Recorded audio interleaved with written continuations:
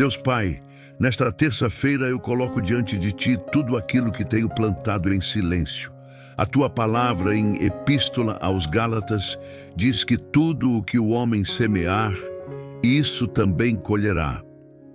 E eu creio que nenhuma oração, nenhuma lágrima e nenhum esforço feito com fé é em vão. Senhor, fortalece quem está cansado de esperar. Renova as forças daquele que pensa em desistir. Mesmo quando ninguém vê, o Senhor vê cada semente plantada com amor, fé e perseverança.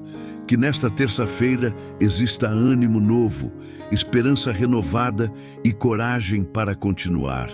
Porque no tempo certo a colheita vai chegar. Em nome de Jesus, amém. Se você crê que Deus vai honrar sua perseverança, escreve: minha colheita vai chegar.